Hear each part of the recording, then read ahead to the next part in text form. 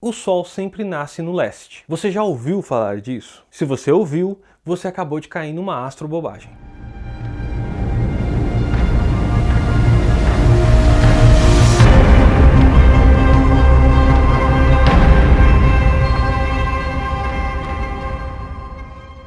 Eu sou o Rubinho, astrofísico, e se você conectou na internet agora, você acabou de cair nos Astrotubers. Seja bem-vindo! Hoje trazemos um vídeo para vocês baseado em uma palestra do professor Roberto Bosco. Roberto Bosco é um astrônomo incrível e se você não teve a oportunidade de conhecê-lo, nós fizemos um vídeo em que entrevistamos ele. É só você acessar aqui. Aliás, ele é um incrível divulgador científico, uma pessoa fabulosa. Se você tem a oportunidade de assistir uma palestra desse cara, vá atrás dele. Garanto para vocês que vocês não vão estar jogando tempo fora. Já cansei de dizer que eu sou astrônomo porque eu vi uma aula dele. Nessa palestra, o professor Roberto Bosco trouxe um pouco sobre as astrobobagens, que são algumas definições que a gente acaba ouvindo ou mesmo propagando, acreditando serem verídicas, mas na verdade são enganosas. Será que você compartilha alguma dessas astrobobagens sem saber? Antes de já começar o vídeo, já queria avisar vocês que não esquecerem do ao final do vídeo darem um like ou dislike caso gostem ou não gostem do vídeo e se inscreverem no nosso canal.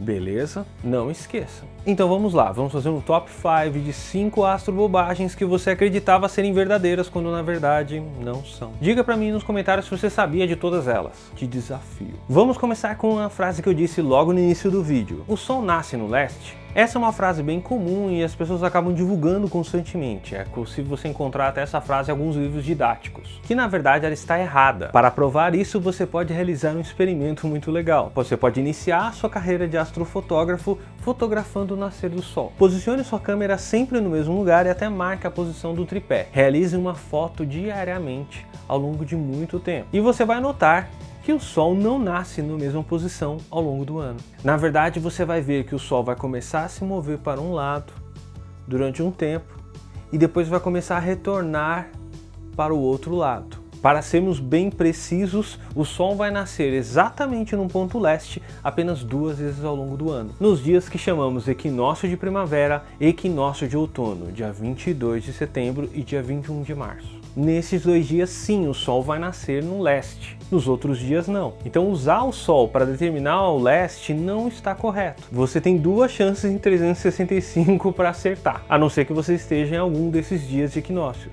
A frase correta é: o Sol nasce no lado leste. Acho que todo mundo, quando era criança, ouviu que é só ficar na posição onde o Sol nasceu e determinar como leste. Totalmente errado. Essa você sabia, né? Astrobobagem número 2. A bússola sempre aponta para o Polo Norte, só que não. Se você souber exatamente onde são os pontos cardeais e colocar uma bússola na sua posição, você vai perceber que a bússola não vai estar apontando exatamente para o norte. Ela vai ter um pequeno ângulo de diferença que precisa ser corrigido no que chamamos de declinação magnética. Calma que eu vou explicar tudo. Para isso eu preciso explicar como funciona a bússola. A bússola é um ímã que se alinha a um ímã maior, que é o próprio planeta Terra. Revisão rapidinha de ímãs. Todo ímã possui um lado norte e um lado sul. E como os ímãs se alinham? O norte sempre se alinha com o sul de um outro ímã. Vocês já ouviram aquela frase, os opostos se atraem. É claro que as pessoas costumam colocar essa frase não exatamente nesse contexto, mas fisicamente, se estamos falando de ímãs, ela é verdadeira. Se estamos falando de ímãs. Então o norte da bússola vai se alinhar com o polo sul magnético do planeta, que para facilitar nós chamamos de polo norte geográfico. Ah, então é isso que você quer dizer com que o ímã não aponta para o Polo Norte? Não, é pior que isso. Porque o Polo Norte geográfico não é no mesmo lugar que o nosso polo magnético. Ou seja, a bússola não está apontando para o Polo Norte. Pelo menos se você estiver em qualquer localidade aqui do Brasil. Como o polo magnético não é no mesmo lugar do que o geográfico, você tem que ajustar um pouquinho sua bússola para saber o polo norte geográfico. Esse pequeno ajuste nós chamamos de declinação magnética e vai depender da sua localidade no planeta. Então, para saber onde é o norte, você vai ter que pegar sua bússola e saber onde você está para achar a declinação magnética correta e ajustá-la. Ou seja, você não pode usar a bússola para se localizar, você precisa saber onde você está para usar a bússola para se localizar. Pensando assim, fica inútil a bússola, né? Bom, vamos pro próximo. Astrobobagem número 3. No verão é quando temos o dia mais longo do ano. Não. Na realidade, isso é uma pegadinha. Há uma pequena imprecisão nessa frase e eu vou explicar por quê para vocês. A frase correta seria: no verão é quando temos o dia claro mais longo do ano. Ah, mas faz diferença? Faz. Dia claro é o período entre o nascer e o pôr do sol. enquanto noite é o período entre o pôr do sol e o nascer. O termo dia é o termo que usamos na astronomia para determinar um nascer do Sol até o seu próximo nascer. Portanto, o dia, ele na verdade é a soma do dia claro mais a noite. Na astronomia, você pode também ouvir falar da palavra nictêmero, que é um termo muito chique que você pode começar a adotar a partir de agora. Pergunte para as pessoas, e aí, como foi o seu nictêmero? Eu acho que todo mundo devia começar a usar esse termo. Nictêmero é difícil, né?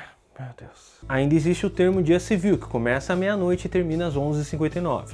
É por isso que comemoramos o Ano Novo à meia-noite. Tá, mas por que no verão os dias claros são mais longos que a noite? Para saber mais como isso... A gente não tem um vídeo sobre isso? Então se você quiser saber mais sobre isso, você vai ter que comentar aqui embaixo. Astrobobagem número 4. Olhe atentamente para esta figura. Mais precisamente, olhe para a Lua e me diga onde está o erro dessa imagem. Esse é o tipo de imagem que leva a problemas de conceito.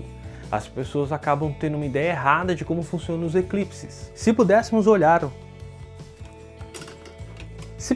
olhar uma escala de nosso sistema solar, nós poderíamos ver que os planetas estão quase no mesmo plano em relação ao Sol. Porém, a Lua não está nesse mesmo plano. Ela possui uma órbita inclinada de aproximadamente 5,2 graus em relação ao plano do nosso sistema solar. Perceba que se a Lua estivesse no mesmo plano do nosso sistema solar, teremos eclipses solares e lunares todos os meses. Essa é uma pequena confusão que muita gente vai falar, ah, mas eu já sabia. É muito comum isso aí. Acontece que esse é um ponto que muitas outras pessoas acabam levando para justificar as pseudociências. Você pode ver inúmeras outras pessoas que vão chegar a conclusões erradas porque não entenderam que a Lua não orbita no mesmo plano de nosso sistema solar. Astrobobagem número 5. Essa o professor Bosco fala que é muito recorrente. Em alguns livros você encontra que Júpiter é 11 vezes maior que o Sol.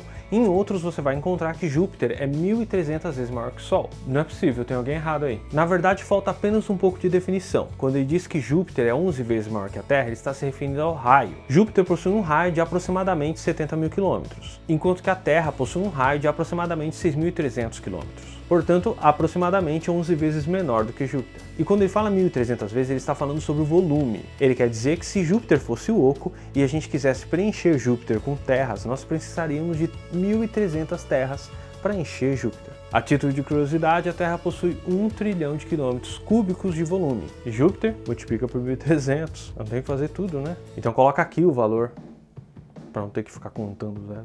Aliás, escala é um erro recorrente devido ao tamanho que nós temos do universo. Vamos fazer um exercício de imaginação. Imagine um campo de futebol. Vamos supor que o nosso planeta Terra possui 1 centímetro de diâmetro. E vamos colocar o nosso planeta Terra bem no escanteio. Pergunta, nessa escala da Terra, onde estaria a Lua? Sabe aquele quarto de círculo que fica perto do escanteio? A Lua estaria bem ali. E onde estaria o Sol? No meio do campo? No gol? Na verdade, o Sol teria que estar no escanteio diametralmente oposto ao que está o planeta Terra. Ok, e se a gente pegasse, por exemplo, Plutão?